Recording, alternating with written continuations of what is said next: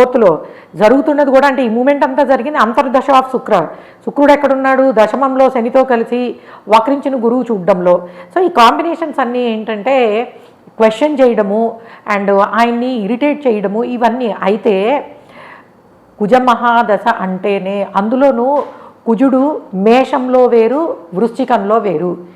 ఏమిట difference అంటే మేషంలో కుజుడు అంటే ఇప్పుడు ఒకవేళ మేషంలో కుజుడు ఉన్న వాళ్ళకి కాంపిటీషను ఇట్లాగా ఇటువంటి అంటే వాళ్ళని క్వశ్చన్ చేసే ఇది వస్తే వాళ్ళ యాక్షన్స్ డైరెక్ట్గా ఉంటాయి. అంటే ఇదివరకు మనం చూసేవాళ్ళం కదా గవర్నమెంట్స్ లైక్ చేయాల్సినవన్నీ ఓపెన్గా చేయడం అనేది. బట్ వెరాజ్ స్కార్పియన్ అంటే అర్థం ఏంటంటే ఆర్గనైజ్డ్గా స్ట్రక్చర్డ్గా.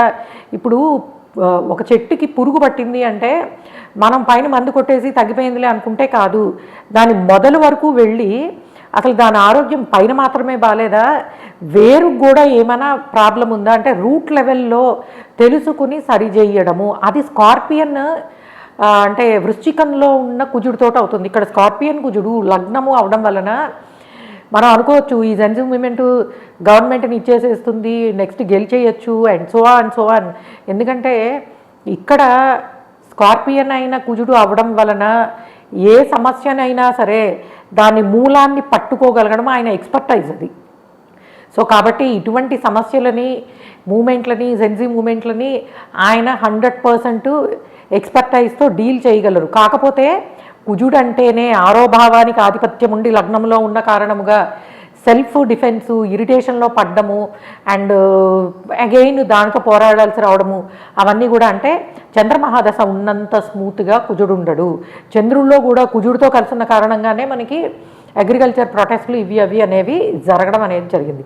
అయితే ఈయనకి 2027 ఎండింగ్కి రాహు స్టార్ట్ అయిపోతాడు అండ్ 2027 మే నుంచి చంద్రుడు అంతర్దశలో అంటే మహాదశలో వచ్చే లాస్ట్ అంతర్దశని దశాఛిద్రము అని అంటారు.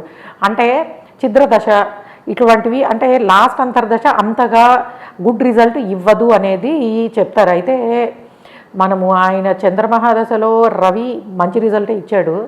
సో కుజుడిలో చంద్రుడు కూడా మంచి రిజల్టే ఇస్తాడు. కాకపోతే ఎక్కువ ప్రెషర్ అంటే మెంటల్ ప్రెషర్ అనేది ఆయనకి ఎక్కువ ఉంటుంది. అట్లా కొంత అనారోగ్య సమస్యలు రావడానికి పాసిబిలిటీ అనేది ఉంటుంది.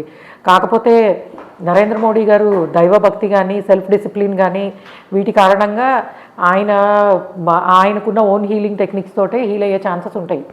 అండ్ దాంతోపాటు రాహు మహాదశ వీళ్ళు గవర్నమెంట్ సగంలో ఉండగానే స్టార్ట్ అయిపోతుంది.